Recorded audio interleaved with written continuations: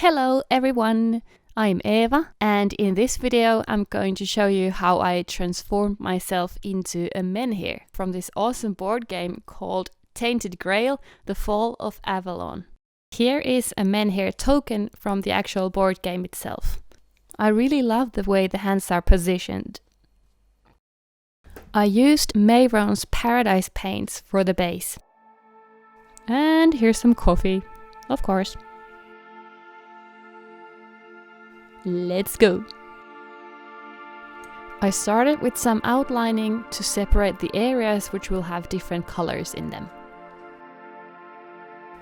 If you want to achieve symmetry, you can use your own features as a reference point. Here's Noki. The cats are always so helpful. I'm starting with a grey, stony color and I'm dabbing it into my skin with the moist beauty blender.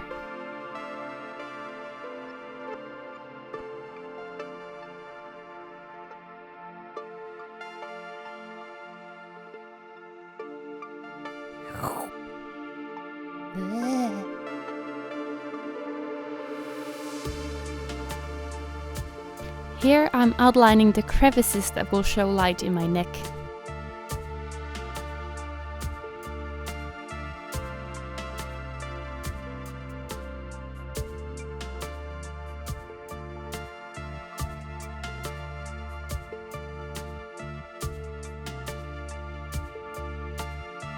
Here I'm cleaning the messy edges.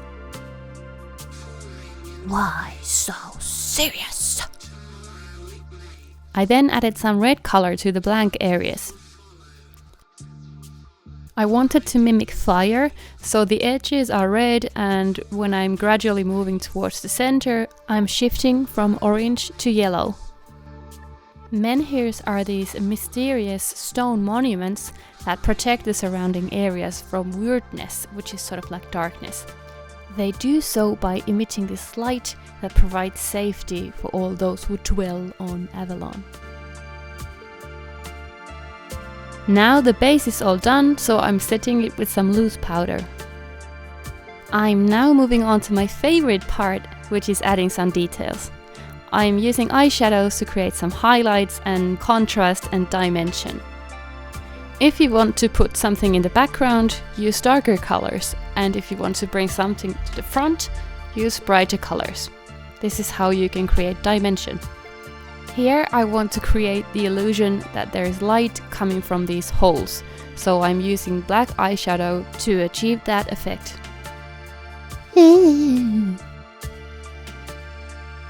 Painting a thin, bright line next to an edge will make it look more realistic. It's not a bad idea to take a look at some reference photos to see how highlights and shadows work. My process in creating these makeup looks is quite intuitive. I don't often really know what the end result will look like when I start. For example, I didn't really know what the mouth would look like, so I just sort of improvised. Sometimes even mistakes can prove useful because they will guide you in a new direction.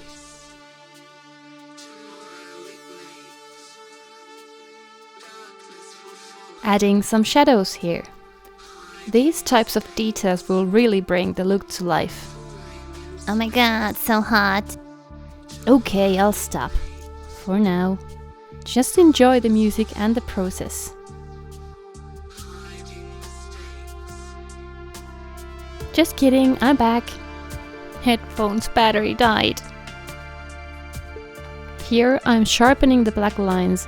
This is basically an unnecessary step, but I just can't stop with the details. I can never stop with the details.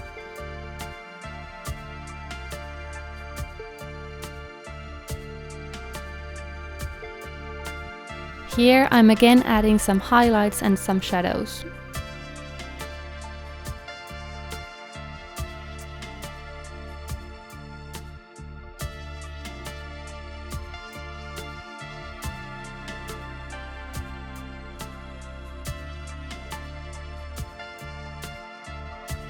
And look, more highlights.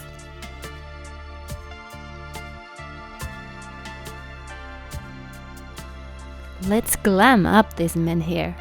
To make false eyelashes stick better, you can just wait till the glue is a bit tacky. You can blow on them to make the glue dry faster.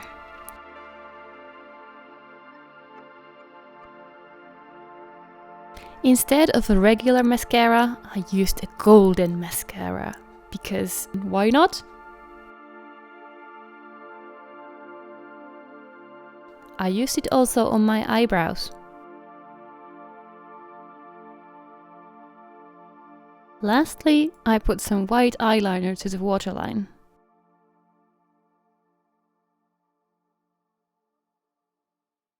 And here is the finished look. What do you think? Am I illuminating? Or am I light-headed? Is the beacon lit? Does Gondor call for aid? Thank you so much for watching. I'll see you in the next one. Bye!